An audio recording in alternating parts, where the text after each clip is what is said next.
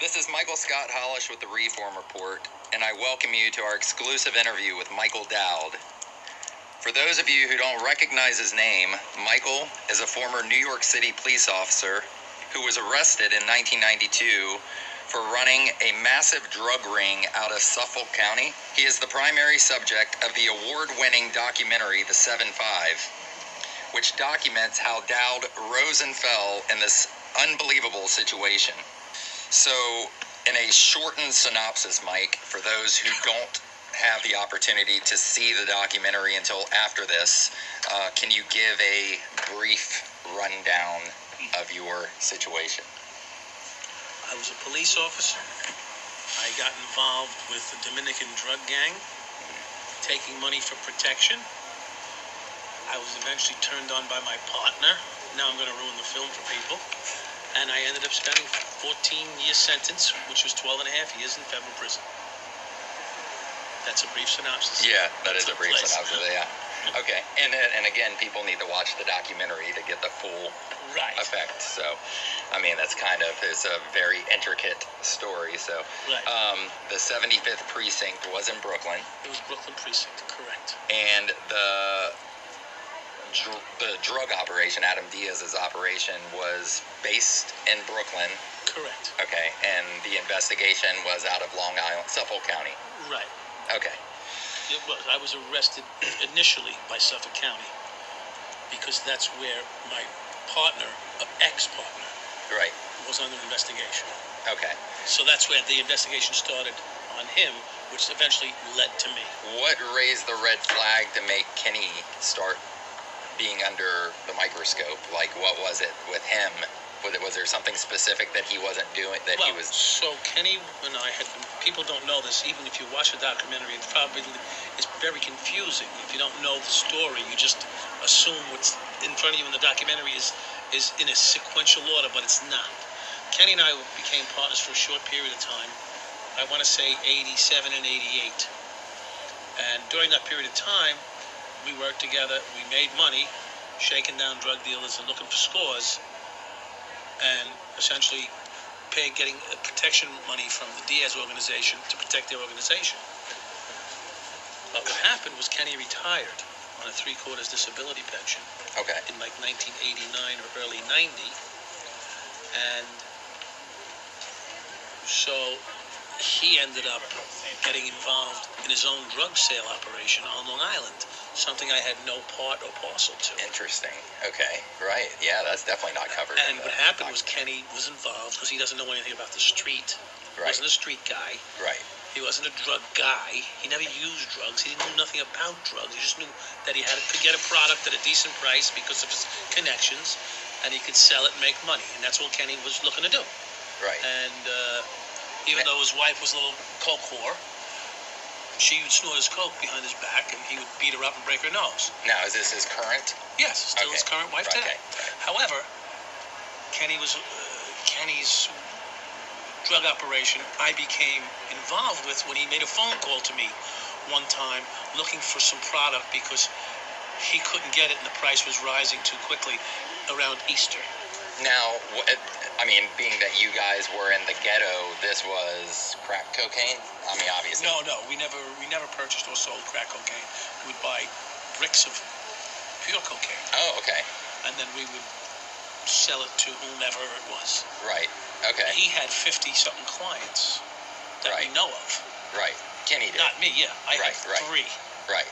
Okay. And so, I mean, obviously, Diaz, he's a Dominican, right? Sure. And so was he in some way, shape, or form... Had nothing to do with Kenny's arrest. Right. But, I mean, was he in some way, shape, or form... I mean, was he tied in with the Colombians somehow? Or yes, he was. Yeah, okay. Yeah, so that's how he had a major Colombian connection. Okay, so he was like a broker, basically. They would deliver anywhere between 500 and 1,500 kilos at a clip he would get. Good. Yeah. Don't make your eyes spin. Yes. That's a lot of money. Yes. A lot of money. And that was his operation. I didn't know that as well. He never told me how much he was involved in. Of course. Right. Which was smart on his part, because I would have tripled my at least tripled my Right. Plus, damn, why not? Right. And which at the time, I think in what the documentary, you were making above and beyond your NYPD salary, like Right. an additional $4,000 a week. Right. Just to be clear, my NYPD salary at the time, I cleared $615 bi-weekly. It has the effect. Yeah. Coming, they're coming. They're coming for us. So I was clearing $615 bi-weekly, so it was $307 a week essentially. Right. From him, he was paying myself $4,000 and Kenny $4,000 a week. Actually, $8,000 to me. I would split it with Kenny, and then we'd give somebody a piece for being the broker in the middle, which was Baron Perez, who's also mentioned in the documentary. Right. Now, and the other gentlemen that were involved, who were officers as well, Chicky and those guys. and Walter and a few others that really don't get mentioned in the documentary. Well, they were involved because we put them on to cover when we weren't working. Right, the be eyes and ears. They would be the eyes stuff. and the ears of to see what was going on in the neighborhood when we couldn't be there because we couldn't spend 24/7 there. Right. We tried to cover them as best we could. Right. Cover the operation as per, and people don't understand this. What we actually were doing was just giving them a heads up so that they can not get busted. Right. Which would be what? Sometimes we'd even just tell them that narcotics was coming today. We heard. Right. And meanwhile, they weren't coming. But if they closed the shop down for the day, they didn't get busted. Right. I mean, it's better to not take the gamble. Right. Stay there, so you right? looked like you were worth $1 million every time you said close up today. Right. Guess what? We didn't get busted. Yeah. Exactly. So you couldn't lose for saying that. But you certainly couldn't close them down every day because then they wouldn't be making any money. Right. Almost fake information, like the fake news today. Right. A lot of it. A lot of fake news. Right.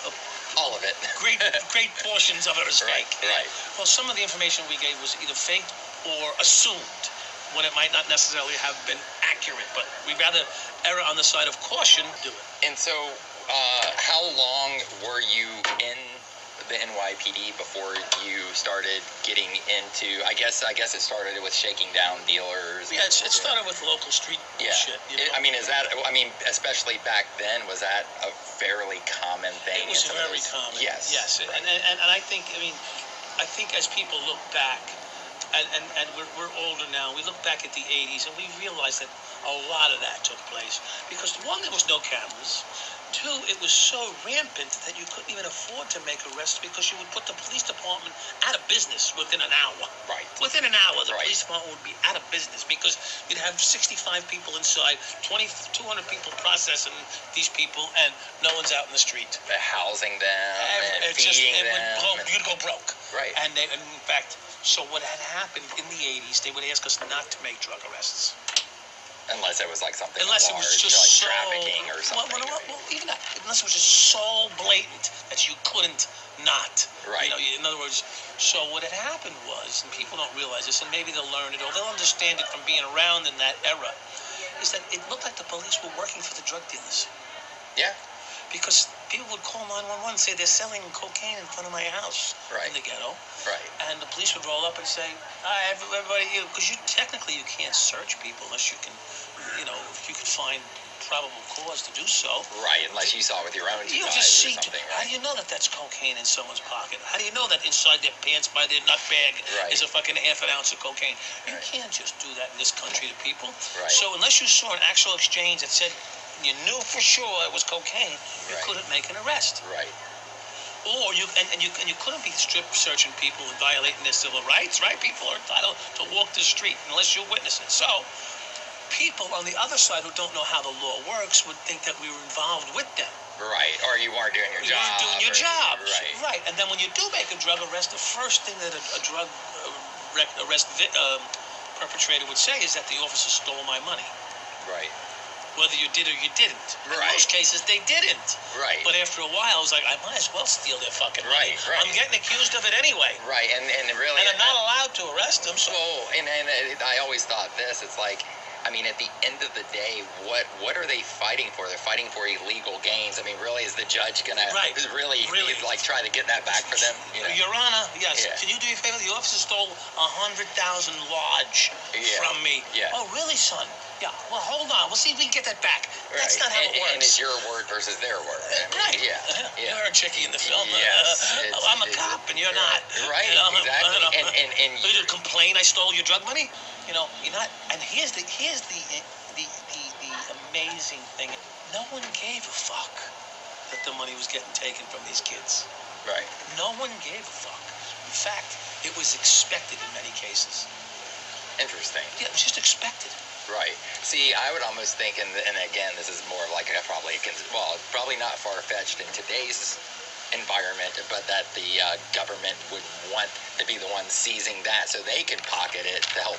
Well, no, that's for sure. However, it would cost you so much money to. Like if I was taking 100,000 off the street, that's different. Right. But I'm taking 1,500. Yeah, right. By the time I do the paperwork and the overtime you got to pay me to do that, they're losing money. Right, right. With Kenny's situation, he was the one that basically did he eventually flip on you to kind of save himself or work at so plea here's how arrangement? I saw it. And it's Kenny gets arrested, and I get arrested by the county. We make bail. We're out on a large sum of bail. Of course, I'm out on the highest amount because New York City was after me.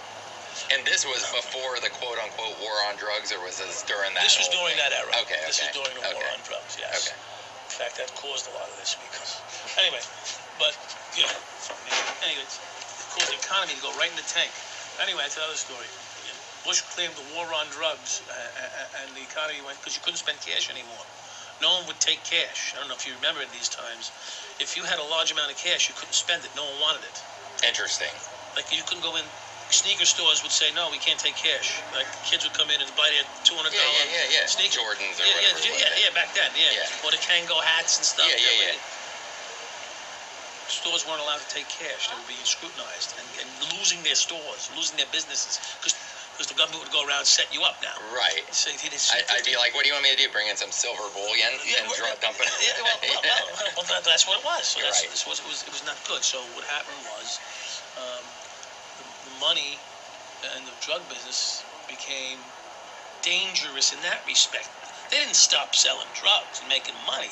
It was hard to unload the money like you would have done 5 years earlier. Cash was king. Right. Cash became disgusting after that. Well, and if you think about it, and I'm sure you watched them, but those documentaries, the Cocaine Cowboy documentaries. Yeah, I know Mickey Monday. Well, there you go. And but I mean, the revenue that they were bringing in were funding these. That's why these banks and all these, That's how they existed. Listen, Yeah. When they announced the war on drugs, the BMW dealerships went out of business. Right. They all closed up. Like, I shouldn't say all, because not all. But I said all in New York. Areas, I'm like Trump. I exaggerate. Right. Because I want to make a good deal with you, right? Right. Look, we're going to nuke North Korea. Or we might not. Right. Well, all BMW dealerships closed. But not really. Right. But a good portion of them. And they suffered and they had to lay people off. And all the high-end restaurants and stuff where the drug dealers would come in and lay down their cash and $100 tips to every fucking... It was money. The streets were loaded with money back then. Loaded. Right. Well, and probably a lot of things that were coming up to New York were probably coming through Miami. Exactly.